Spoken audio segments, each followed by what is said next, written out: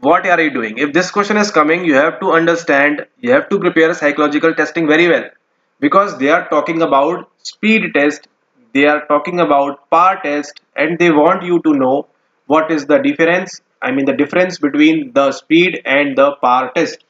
Now, first of all, item analysis of speed test. Okay, speed test call for careful scrutiny in design and interpretation because, do you know the difference between the speed test and power test? If not, I'm so sorry, you will not be able to answer this particular question, but you try to do it.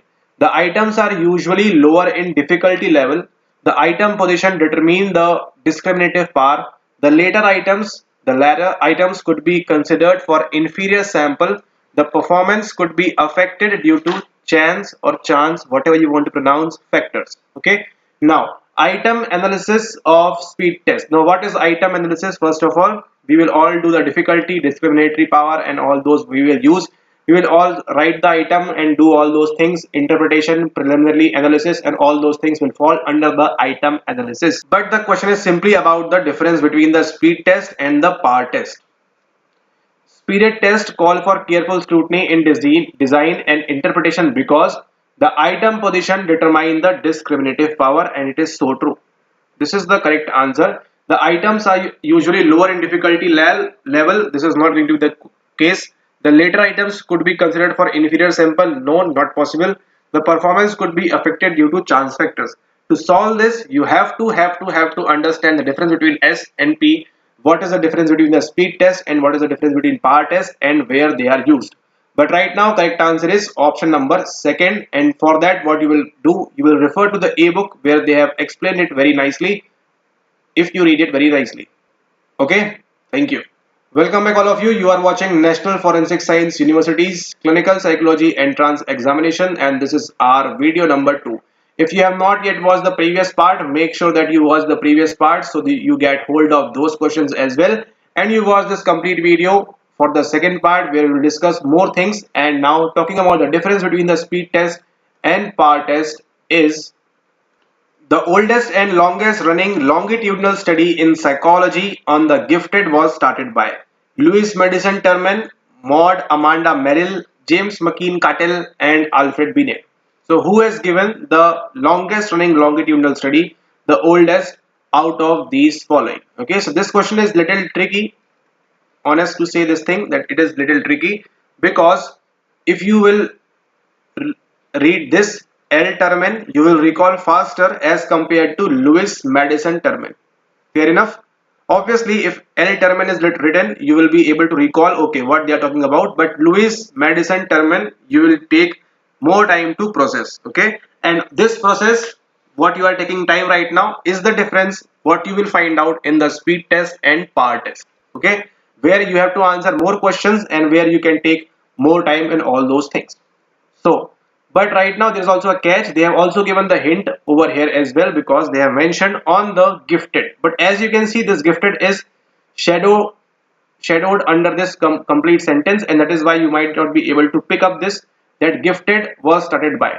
As soon as you read this gifted, you will always answer option number A as the correct answer because only and only the oldest and longest running longitudinal study was concluded or done by Louis Terman, where he has taken students of more IQ 120, 130, whatever that IQ may be, and he continued this study whether they are doing good in life or not. So the correct answer is your Louis Madison Terman over here. Maud Amanda Merrill is not the answer. James McKean Kettle is not the answer. And Alfred Binet is giving you in 1905 this particular test, okay, which later became the Stanford Binet and all those things. But right now, the correct answer is the L Terman, Louis Madison Terman. Now you have to also identify what is the difference between a longitudinal study, between a cross-sectional and cross-sequential study. Okay, here you are taking a person for your entire life, different person, different time form, and things like that. So to read about this complete longitudinal study, cross-sectional, cross-sequential, refer to the C book where you will find the development chapter, and in the development chapter, interesting, you will find this difference between the longitudinal, cross-sequential, and cross-sectional studies because these are highly used in this development and all those things.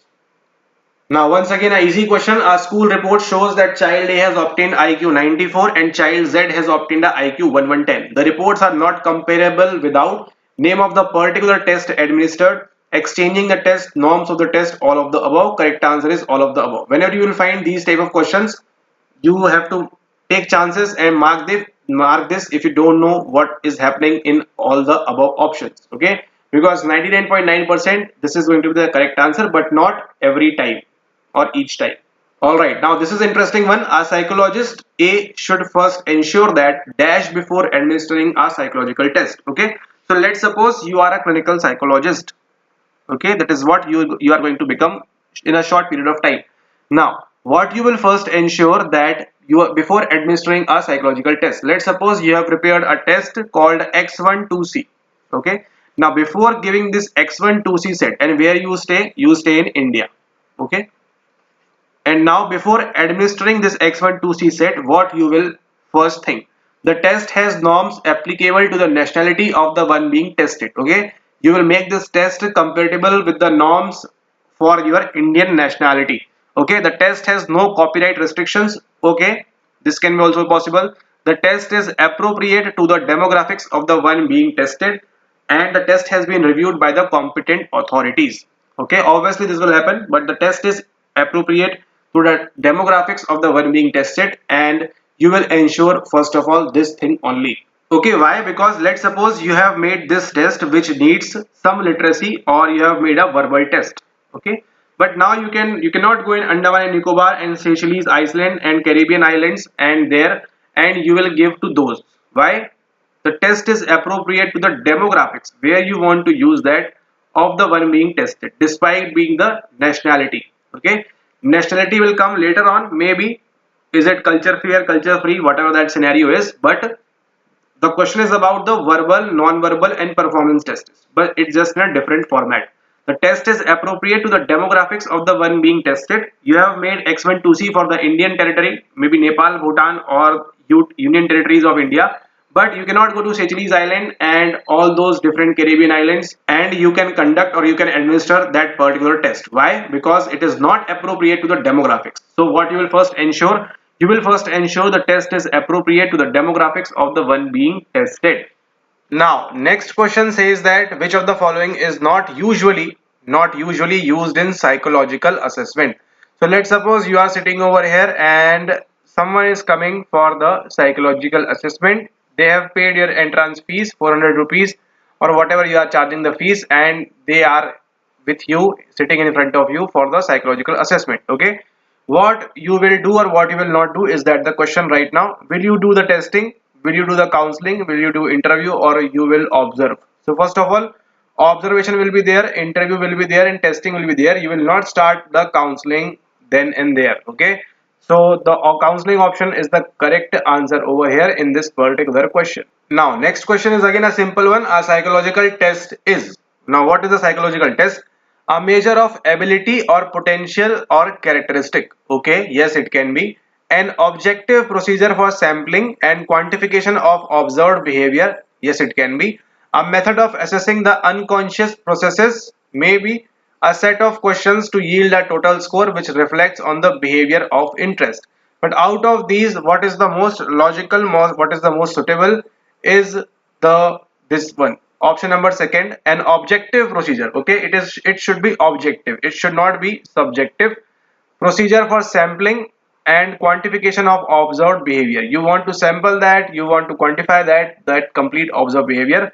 So option number second becomes the correct answer over here. Now to assess the unconscious processes, the subjective thing will come into the picture. Now next one is a definition of a variable in terms of precisely how it is to be measured is. Let's suppose you want to measure hunger. So what is hunger as per the researcher for this particular variable? Okay, so let's suppose hunger is a variable, and how you will measure it? Whether you will think that okay, if the person is hungry for 4 hours, we will treat them as hungry. If the person is hungry for 2 hours or half hour or 8 hours or 8 months, whatever the time period will be, you have to precisely describe that how it is to be measured, how you will measure that particular thing or particular your definition, and that is why we will call it as a Not as a rational, not as a functional, not as a conceptual, but it is called as a operational definition. The most simplest definition of operational definition is that only that you have to precisely tell that okay, we are going to measure this particular variable like that. Now, we have just learned about the ocean and see the answer is once again what is E? E is extraversion as they have given. Now, vulnerability is a facet of the following dimension of the big five personality. Now, ask yourself who has given this in 1972.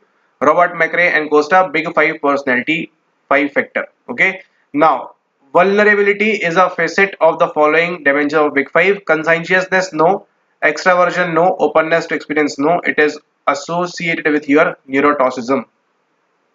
Okay, this is the correct answer. And how you can learn that? By reading general psychology books. Now, once again, in what type of psychotherapy therapist helps the client in releasing the unconscious conflicts? Whenever this unconscious conflict will come into the picture, psychodynamic psychotherapy will come into the picture, and that is the correct answer over here.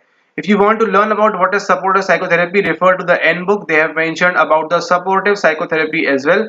We are having different types of classical and modern psychoanalysis and all those things about the therapies. But if you want to read about the supportive psychotherapy, what is psychoanalytic psychotherapy, and all these things are given over here. And we have seen that particular book in part number 1 as well.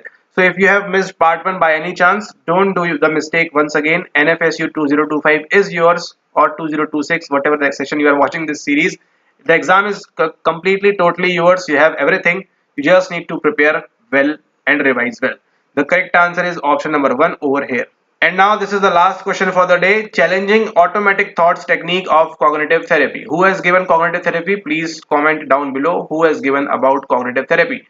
Is known as cognitive restructuring, balancing thoughts, alternating thoughts, none of the above. Do you know the ABC model of these therapies or not?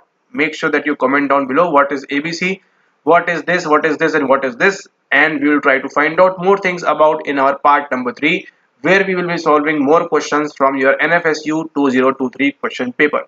Now, challenging automatic thoughts technique of cognitive therapy is known as what? You will answer this for this particular question. We will call it as the cognitive restructuring over here. Okay, so option number 1 is the correct answer. It is not about the balancing thoughts, not about the alternating thoughts, or not about the none of the above. Correct answer is your cognitive restructuring over here. Okay, so this was your NFSU part number 2nd. See you all in part number 3. Make sure that you have watched part number 1 as well. Take learning from here, take learning from here, and watch all the parts to learn complete things about your National Forensic Science University's Mphil Clinical Entrance Examination. See you all in the next video, that is going to be our part number 3. Thank you and have a nice day ahead.